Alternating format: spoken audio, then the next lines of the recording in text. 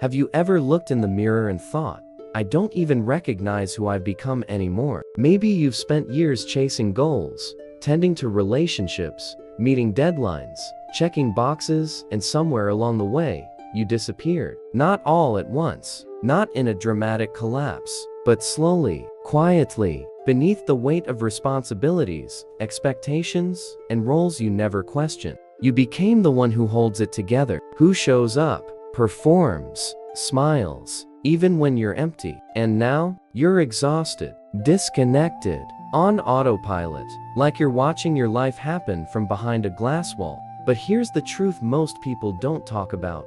Losing yourself doesn't make you broken, it makes you human. In a world that constantly pulls you away from your own soul, forgetting is inevitable, but remembering is a choice. This video is not about finding yourself like you're some problem to solve. It's about coming home to yourself gently, slowly, one breath at a time.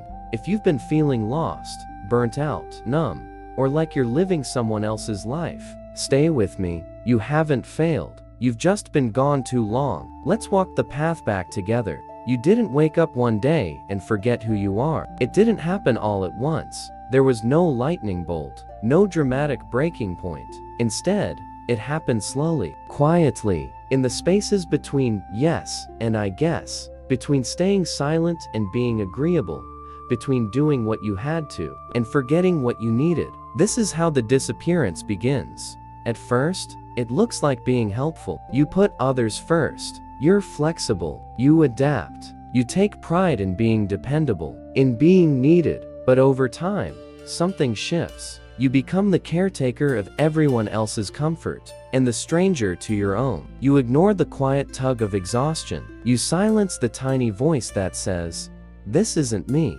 And somewhere between pleasing others and performing life, you start to vanish. Not physically, not visibly, but spiritually. You stop asking yourself what you really want. You stop feeling joy the way you used to. You stop creating just because it makes you feel alive. Instead, you become functional, productive, efficient, but hollow. You begin to feel like a character in your own story, like you're performing a version of you the world prefers. And the worst part, you're so good at playing the role, no one even notices you're gone. They praise your patience, your reliability, your strength, but inside, you feel like you're dissolving. Have you ever sat in a room full of people who love you and still felt alone? That's not because you're broken. That's because the you they love may not be the you long to be. You may have become the version of yourself that's easier to accept, more palatable, more polished, less complicated, less emotional. But what about the version of you that's wild and soft and messy and honest? Where did they go? In psychology, this pattern is sometimes called self-abandonment. It happens when, in order to stay connected to others, you disconnect from yourself. You abandon your own needs to meet theirs. You swallow your voice so peace won't be disturbed. You hold your truth inside because you've been taught that honesty is too heavy. And eventually, you forget how to return. But here's something no one tells you. You didn't do this because you're weak. You did it because it was safer. You learned, at some point, that being your full self came with risk. So you protected yourself the only way you knew how, by becoming who the world wanted. And now, all these years later, you find yourself wondering, where did I go? Why do I feel so disconnected? Even when life looks fine, why do I miss me? These questions aren't a crisis. They're a doorway. They mean your soul is still speaking, still reaching for you, still inviting you home. Because no matter how far you drift from yourself, there is always a way back. Reflection prompt: take a breath. Close your eyes if you need to. Ask yourself gently, without judgment, what version of me have I been performing for the world? And what part of me have I silenced to keep that version alive? When was the last time I felt fully like me? Even for a moment? Let whatever arises be enough. There is no pressure to fix this. There is only the invitation to notice. Noticing is the first form of return. Every person wears masks, not out of deceit, but out of survival. You learned, long ago, what parts of you were celebrated, and what parts were too much, too loud, too quiet, too emotional, too sensitive, too intense. too needy, too different. And so you learned to perform. You smiled when it hurt. You nodded when you disagreed. You became agreeable to avoid rejection, successful to feel worthy, invisible to stay safe.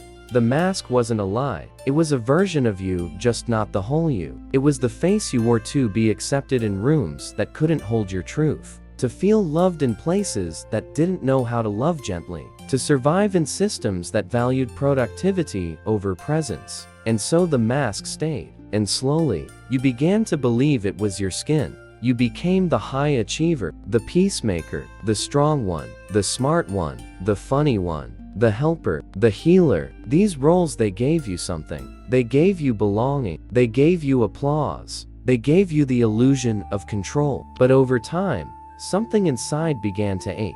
Not because you were doing something wrong, but because the role had become a cage.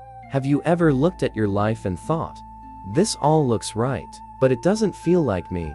I've done everything I was supposed to, so why do I feel so numb? Why do I feel like I'm pretending, even with the people closest to me? This is the weight of wearing a mask for too long. Eventually, it becomes heavy. Eventually, it cracks. Eventually, your soul starts whispering, I miss who we used to be before the performance. In Buddhist thought, the self is considered fluid, not a fixed identity, but a dance of conditions, perceptions, and experiences. But when we cling too tightly to roles, we stop dancing. We freeze in place. We harden around the image. We become more brand than being. The mask becomes so convincing that even we forget there's someone underneath it. But here's the truth.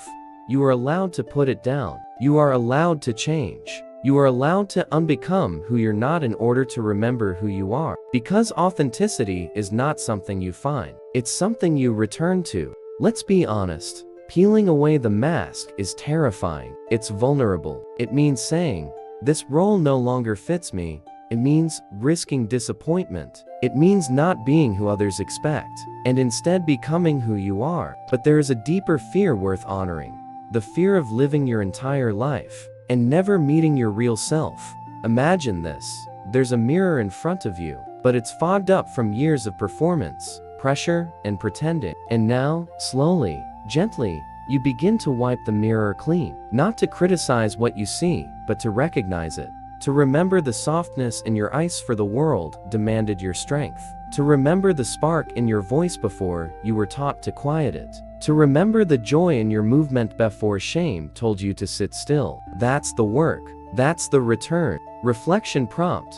Take a deep breath. Let your body soften. Ask yourself with compassion, what mask have I been wearing in order to be loved or accepted? What role have I played for so long that I forgot it wasn't me? What part of me is longing to be seen even if it's messy or unfamiliar? Now imagine taking that mask off just for a moment. What would shift? Not for the world, not for applause, but for you. Because you deserve a life that fits your soul, not just your image. There's a quiet tragedy in modern life. We are constantly connected, and yet, deeply disconnected, not from the world, but from ourselves. Every day, you wake up and scroll. Your mind is filled with other people's voices before you've heard your own. You answer emails before you ask yourself how you feel. You reply to texts before you've had a real thought. You step into performance before presence. And slowly, gently, but undeniably you begin to forget what your own inner voice sounds like. This is not your fault. The world is designed this way. Our culture prizes speed, but the soul speaks slowly. It worships productivity, but your inner truth is not a machine. It rewards constant doing, but you are a being, not a task list. Think about your day. You rush from meeting to meeting, from app to app, from demand to demand. Even your breaks are often filled with noise. A podcast playing, a video auto-playing, a feed refreshing. You are being filled, but not nourished. Stimulated, but not centered. Connected, but not grounded. No wonder you feel like a stranger to yourself. In Buddhist teachings, suffering arises from forgetting our nature, not in a cosmic sense, but in a moment-to-moment way. When we're constantly reaching outward, we lose the thread of our inner being, and that thread is delicate. It frays in noise. It fades in haste. It gets buried under obligation, expectation, and distraction. Modern life teaches you to perform, not to feel, to smile when you're breaking, to hustle when you're exhausted, to please when you're depleted. We normalize self-abandonment. We call it ambition. We call it responsibility. We call it adulthood. But beneath it all is a simple ache. I miss me. How the system steals your selfhood. Society doesn't reward inner peace. It rewards outer performance. You're told to build a personal brand, to optimize your habits, to monetize your passions. But no one asks, have you rested lately? Have you heard your inner voice today? Do you feel safe in your own body? We build careers, relationships, platforms while quietly disowning our authenticity. We look successful on paper and feel empty in the mirror. You were not born disconnected. As a child, you were fully present. You felt your feelings. You moved your body freely. You said what you meant. But slowly, the world taught you otherwise. Be quiet. Be good. Be productive. Be better. And without realizing it, you replaced your being with a performance. But here's the truth. There's a version of you underneath the roles, the hustle, the pressure, who still remembers how to be, who still speaks in feelings, who still breathes slowly, who still knows what peace feels like. That version is not gone, just buried. And it's time to return. Try this. A moment of self-return right now. Pause. Place one hand over your heart. Close your eyes. Take 3 slow breaths. Ask yourself gently, what am I feeling right now before I explain it? Justify it. Fix it. Where in my body am I holding tension, and can I let it go?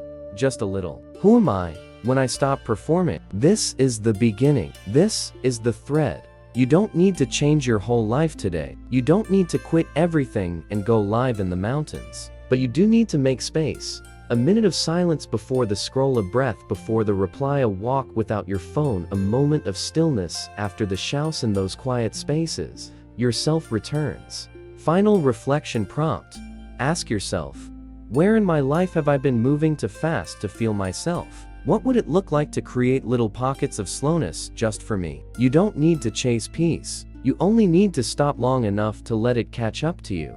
Somewhere deep within you, a child still lives. Not a metaphor, not a memory, a real presence, quiet, watchful, waiting. They are the part of you that once felt freely, that once believed in wonder, that once asked to be loved, exactly as they were. And they are still there. But over time, that child learned a painful lesson: to be loved. I must become who they need me to be. So they hid. They silenced their curiosity. They softened their anger. They tucked away their wildness, their needs, their dreams, and became acceptable. Maybe you became the good one, or the strong one, or the responsible one. You learned to read the room before you read yourself. You learned to anticipate moods, tiptoe around emotions, say yes when you wanted to say no. You grew up. But the child inside you didn't. They froze in the moment love started to feel conditional, in the moment safety depended on shape-shifting, in the moment authenticity became dangerous. In psychology, this is called the inner child wound. It's not about being childish. It's about the unresolved parts of you, the ones that never got to speak, feel, or be held. They don't show up as tantrums. They show up as the anxiety you feel when someone is disappointed in you, the panic when someone pulls away, the shame when you set a boundary, the guilt when you choose rest over responsibility. The inner child doesn't want attention. They want acknowledgement. They don't want to take over your life. They want to feel safe inside it. Healing this wound doesn't begin with blame. It begins with compassion. Maybe your parents didn't know how to love unconditionally because no one loved them that way. Maybe your needs were inconvenient. Maybe your emotions were too much. Maybe your brilliance scared the adults around you. But whatever the reason, you learned to leave yourself to be loved. And now, it's time to come back. The path to reparenting the inner child isn't about becoming perfect. It's about becoming present. It means saying to yourself daily, you don't have to earn your worth today. It's okay to rest now. You're safe. Even if they're upset, you matter. Even if you didn't produce anything, you become the parent you always needed. Not one who criticizes, but one who listens. One who stays. One who doesn't withdraw love when you mess up. Try this. A moment of inner reunion. Find a quiet space. Close your eyes. Breathe deeply in and out. Picture yourself at 5 years old. Where are you? What are you doing? What expression is on your face? Now, kneel down beside this younger you. Look into their eyes. Say softly, "I see you." You don't have to be strong here. You can feel what you need to feel. I'm not leaving. And stay just a moment longer than feels comfortable. That's where the healing begins. Why this matters to you: can't reconnect with your full self if you leave your younger self behind. When you abandon the child within, you live from a place of fear. You overachieve to prove your worth. You overgive to avoid rejection. You overthink because love used to be unpredictable. When you return to your inner child, you come home. You stop needing to be enough. You remember you already are. The gift of holiness. Reconnect with your inner child doesn't make you fragile, it makes you whole. Because inside that child is the wonder that will rekindle your joy, the honesty that will repair your relationships, the creativity that will reignite your passion, the innocence that will soften your self-judgment. They were never the problem. They were the part of you that still remembers how to feel fully.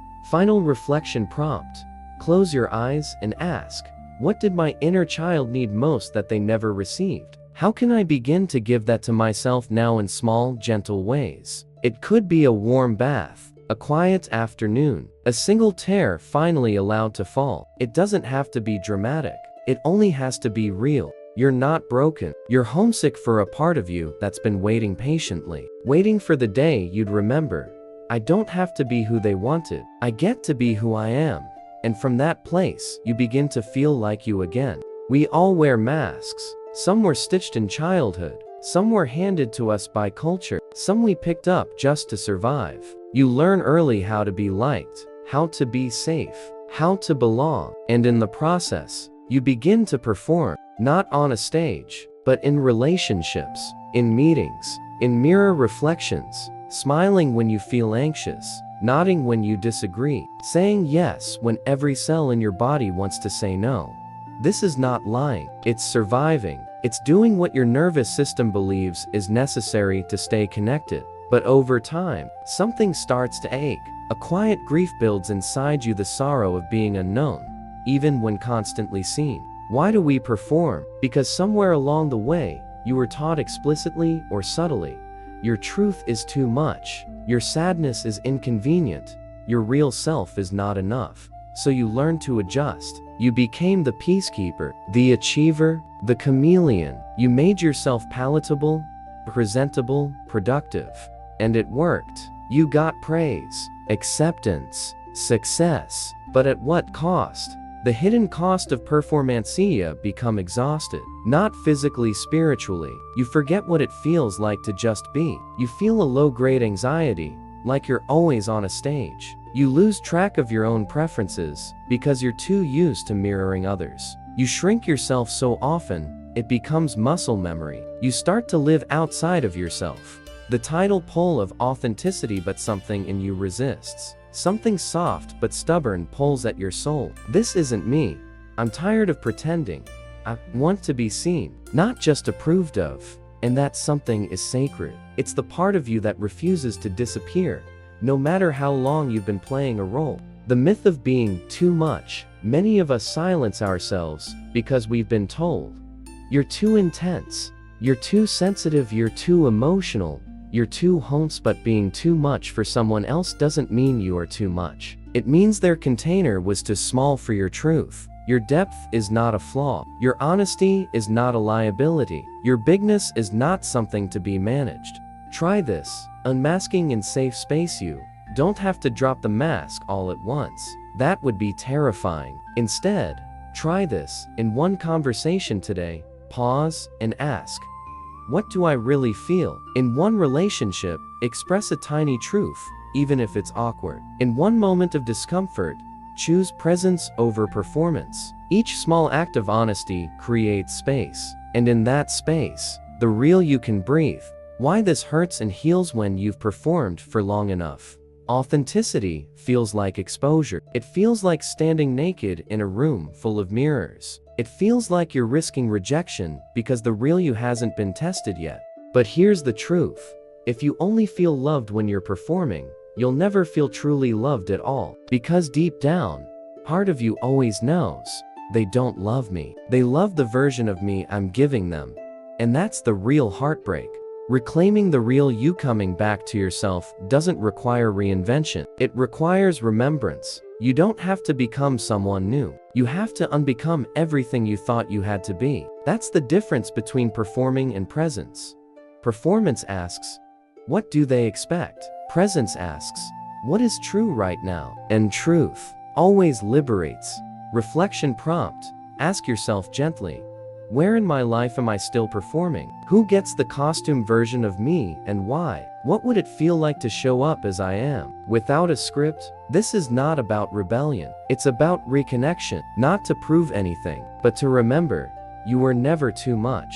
You were simply misunderstood in places too small to hold you. One last thought, take this with you. You don't have to dim your light to make others comfortable. The right people, the ones aligned with your truth, will not ask you to shrink.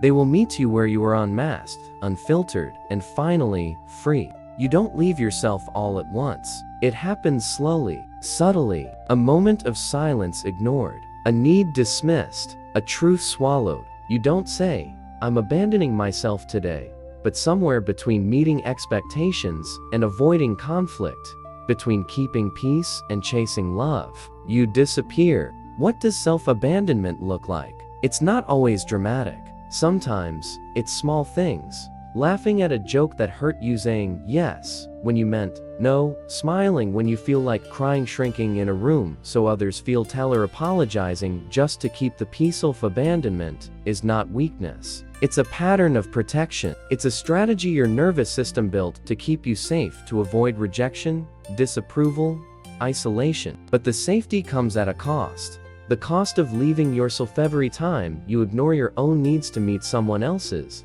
you send yourself a message. You don't matter. Your voice isn't welcome. Your feelings are too much. And you start to believe it. The longer you stay disconnected from your truth, the harder it is to recognize your own reflection. You feel numb, detached, like you're watching your life instead of living it. This is the wound of self-abandonment. Why do we keep doing it? Because once it worked. As a child, maybe staying silent kept the peace. Maybe pleasing others kept you safe. Maybe disappearing helped you survive. The problem is, you kept doing it even when the threat was gone. You internalized the belief that being yourself is dangerous. So you hide, you perform, you shapeshift, not because you want to, but because your body remembers what it's like to be punished for truth. The way out begins with awareness. You can't fix what you don't see. So first, ask, where do I leave myself? In which conversations? Which relationships? Which patterns? Start noticing the places where your truth disappears. These are your maps home. Try this. A return to the Bodhi body always tells the truth, even when the mind is busy performing. Try this simple practice. Close your eyes. Take a deep breath. Scan your body. Where do you feel tension, tightness, emptiness? Ask gently, what part of me is asking to be heard right now? You may not get an answer in words, but trust what you feel. This is you, remembering you, reparenting the self-abandoned child inside. Every self-abandoning adult is a child who was told, your feelings are inconvenient, your needs are aberring, love must be earned. That child still lives in you, still waiting to be chosen, still hoping someone will say, you're allowed to feel that, you're not too much, you matter even when you're messy. Reparenting is not about blame, it's about becoming what you needed when you were young. You become the one who stays, the one who listens, the one who does not abandon. Daily rituals of self-return. You don't need to fix your whole life overnight. Instead, try these simple rituals of remembrance. Before you say yes, pause. Ask, is this true for me? Set boundaries even if they feel scary. Each one says, I exist. Write your truths in a journal no one sees. Even if you don't act on them yet, just name them. Talk to yourself with tenderness. When you catch the inner critic, gently ask, would I speak to a child this way? Each time you do this, you send your inner child a new message. You're not alone anymore. I'm here. We're safe now. Reflection prompt. Ask yourself, where have I been leaving myself? What's one small way I can stay today? You don't need a massive breakthrough, just one moment of presence. That's how the journey back begins. Coming home. You spent enough time abandoning yourself to be loved, to be accepted, to belong. But what if true belonging begins with you? What if the home you've been searching for in others is the one you build inside yourself? What if staying with your truth is the greatest act of love you'll ever perform? You are not broken for forgetting yourself. You are beautiful for trying to return. And every time you choose honesty over performance, presence over pleasing, truth over silence, you take one more step toward the person you were always meant to be. Final whisper. You don't need to become someone else to be worthy. You just need to stop leaving the person you already are. And from that place, peace begins to grow. You didn't forget who you are all at once. It happened gradually, one compromise at a time, one apology for your truth, one mask worn to survive. And slowly, the real you got buried, not erased, just hidden, under the weight of roles, responsibilities, and the stories others told you about yourself. But here's the miracle: who you are is not gone, just waiting. The soul never forgets, but the mind-dosed soul is like the moon behind clouds. Even when obscured, it still shines. But the mind forgets. It forgets what joy felt like before performance, what truth sounded like before approval, what being alive felt like before it had to be productive. And so, you begin the sacred art of remembering. Who did you become to be loved? Sometimes we forget who we are because we had to become someone else just to survive. Did you become the pleaser, the achiever, the caretaker, the stoic one? Ask yourself, who did I learn I had to be in order to feel safe? Now ask, who was I before I believed that? This is where remembrance begins. Remembering is not rebuilding, it's revealing. You don't need to invent a new self. You need to return to the self beneath the stories. You were born whole before you were conditioned, before you were criticized, before you were told you had to earn your worth. The art of remembering is the art of unlearning. Unlearning shame, unlearning scarcity, unlearning that your worth depends on usefulness, beauty, or productivity.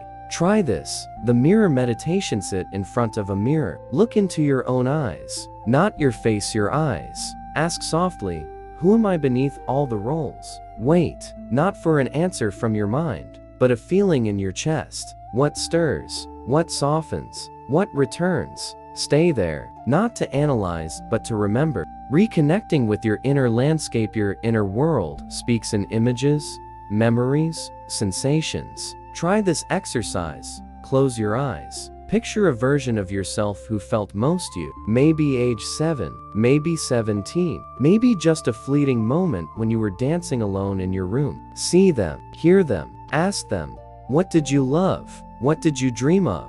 What did the world feel like before you felt responsible for it? These are soul memories. They are not gone, just waiting to be invited back. Why we fear remembering. Remember sounds beautiful, but it's also scary. Because to remember who you are means facing how long you've been pretending. It means grieving the years spent living someone else's script. It means letting go of people who only loved the version of you that stayed silent. But what's scarier than remembering is living your whole life without doing it. You are not here to be a concept in someone else's story. You are here to be fully you, even if it shakes the room. The gentle path back. You don't need to burn everything down. You can return softly. Start with small acts of truth, saying what you really think, even if your voice trembles, wearing what feels like you, even if it's not trendy, even when the world keeps running, creating not for an audience, but for your own joy. One is a thread, and slowly, the tapestry returns. Daily remembrance practices. These aren't rules, they're invitations. Morning whisper. Upon waking, ask, what would honoring myself look like today? Honesty journal. Write the things you haven't said out loud, especially to yourself. Joy ritual. Do one small thing each day that brings you joy, with no outcome attached. Release inventory. List the roles, masks, or identities you're ready to shed. Let your days be gentle reclamations. Reflection prompt. What part of me have I forgotten? What am I ready to remember? Not everything at once, Just one piece, one truth, one sacred fragment of self. You are always coming home. There is no final destination, no ultimate version of you to achieve. There is only this breath, this heartbeat, this moment where you choose presence over performance. You are not becoming someone, you are returning to the voice you silenced, to the joy you postponed, to the softness you once called weakness. And when you arrive, you'll realize you were never truly lost, just waiting for the permission to be whole again.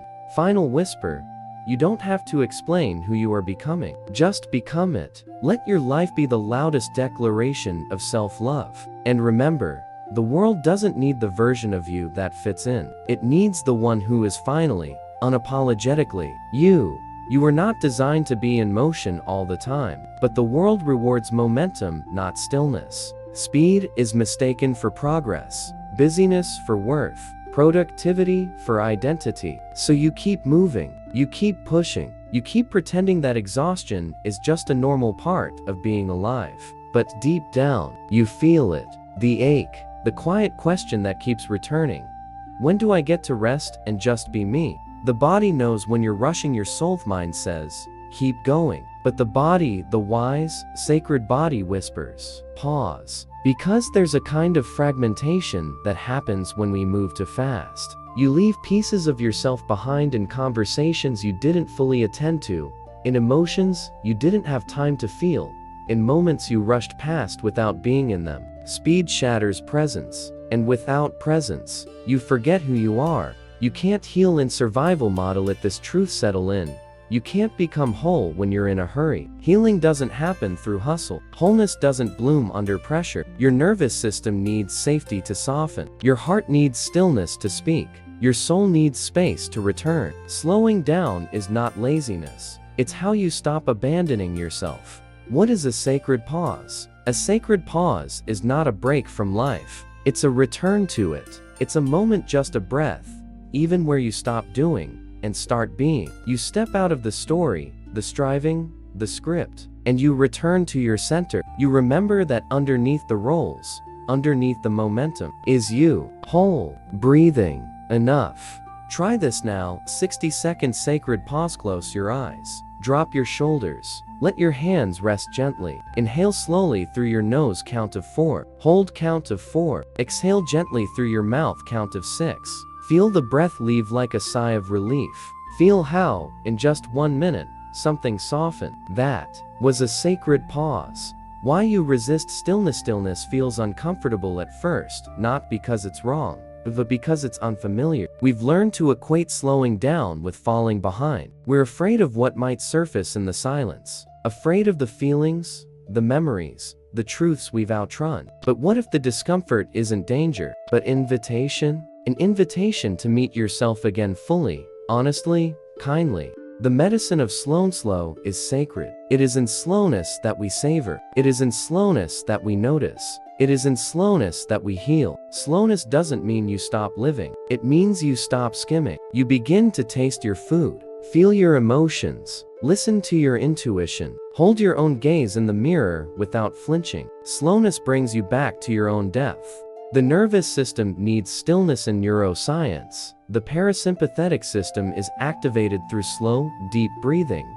grounding, and calm presence. In spiritual terms, it's where the divine speaks in whispers. In emotional healing, it's the space where the younger version of you, the one who never felt safe to slow down, finally exhales. Slowness is not a luxury. It is the soil from which wholeness grows. Daily practices to reclaim the sacred pause. Here are a few ways to gently slow down. Mindful morning. Before looking at your phone, take 2 minutes to simply breathe and stretch. Walking meditation. Walk without a destination. Just feel your feet touch the earth. One task ritual. Do one daily task: washing dishes, making tea, with full attention. No rushing. Sunset watch. Once a week. Do nothing but watch the sun go down. Pause alarms. Set 3 alarms during the day to remind you to take 3 deep breaths. These are not escapes from life. They are doorways into it. Reflection prompt. Where am I rushing through my life? And what am I afraid might catch up to me if I stop? Let the question sit, not to judge but to reveal, to invite you back to what matters. Remember this, you don't owe anyone your exhaustion. You don't have to earn your right to rest. You don't need to be efficient to be enough. The parts of you that have been scattered by speed are waiting in the quiet to come back home. Slowing down is not a failure. It is a sacred act of self-loyalty. Final whisper, imagine a life where your days weren't measured in output, but in presence. Where you moved through the world at the pace of your own soul. Where rest wasn't a reward, but a rhythm. That life is not far away. It begins the moment you stop, breathe, and return. You've spent so much of your life trying to become something better, smarter, more lovable, more together. You chase healing as if it's a finish line. You treat self-worth like a test you must keep passing. You wear improvement like armor, hoping it will finally make you feel safe. But let this truth sink in slowly. You are already whole. You just forgot. Wholeness is not the same as perfection. Perfection is a performance. Wholeness is a presence. Perfection says, don't mess up. Wholeness says, even your mess belongs. Perfection is conditional love. Wholeness is unconditional return. You were not born to be flawless. You were born to be full of light and shadow, joy and ache, hope and doubt. Wholeness does not mean you're done growing. It means you no longer shame the parts of you still in progress. The illusion of earned worth from a young age. You learn the formula. Good grades equals approval. Being agreeable equals belonging. Success equals safety. So you internalized a dangerous lie. I must become better to be worthy.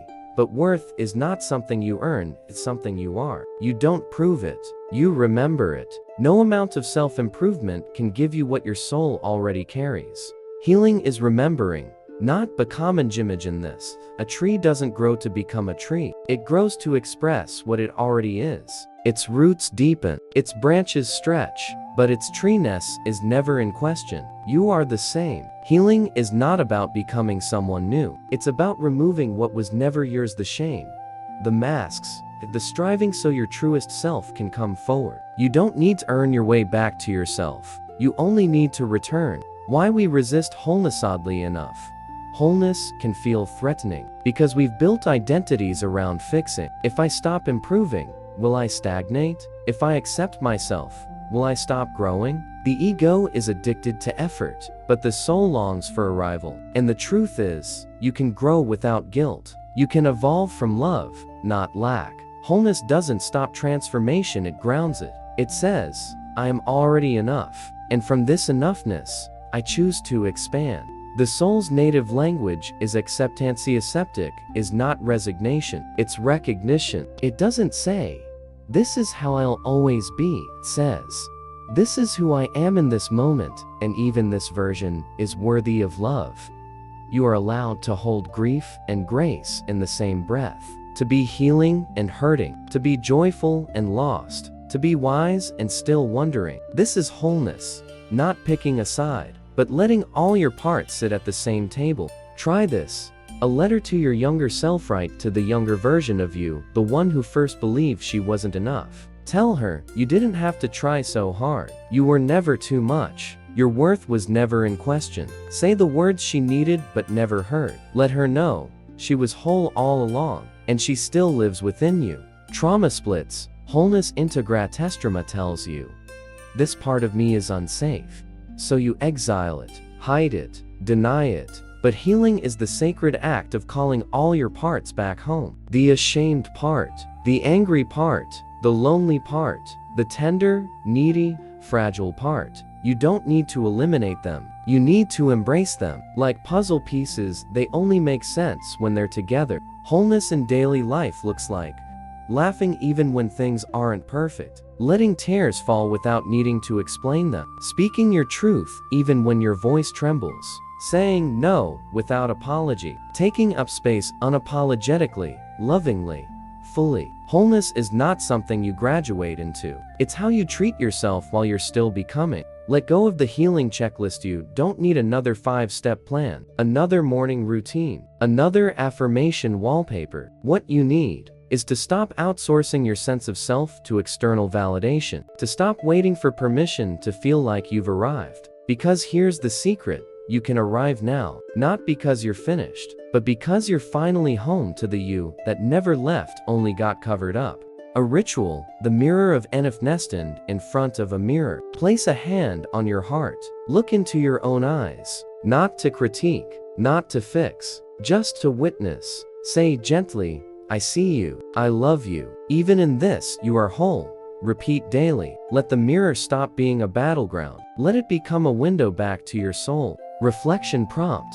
What part of me have I been trying to fix, not because it needs to be fixed, but because I've been told it's unlovable? Sit with it, name it, then ask it gently, would you like to come home now? Let your wholeness be the answer. Final whisper, you are not a problem to be solved. You are a soul to be remembered. The healing you seek is not out there. It's not in a future version of you. It's right here in this breath, this body, this heartbeat. You are not broken. You are blooming. You are not behind. You are becoming. You are not less. You are whole. Always have been. Always will be. Healing isn't a finish line. It's a rhythm. Some days, you'll feel deeply connected, awake in your skin, alive in your body, rooted in your breath.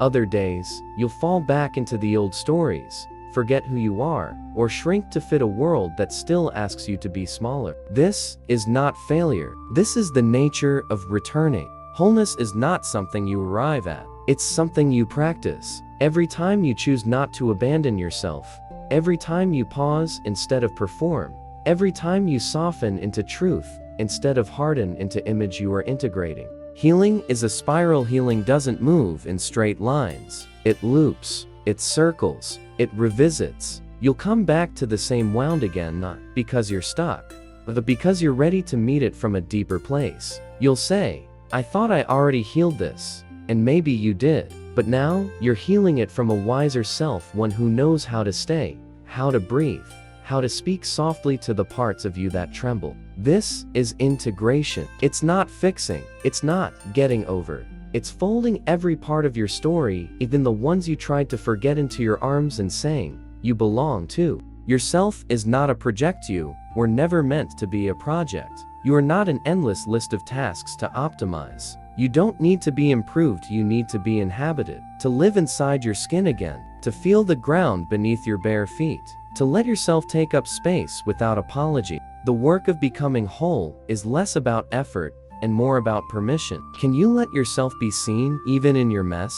Can you allow your joy to matter even when no one applauds? Can you love yourself even on the days you forget how? Becoming who you already are. Reintegration is not about becoming someone else. It's about remembering again and again the truth of who you've always been beneath the noise. You are not your performance. You are not your productivity. You are not your trauma, your shame, your fear. You are the awareness that can hold it all. You are the breath that continues. You are the stillness behind the storm. You are not broken. You are becoming. Make it sacred, not urgent. There is no rush. Healing unfolds in the time it needs. The invitation now is simple, but not easy.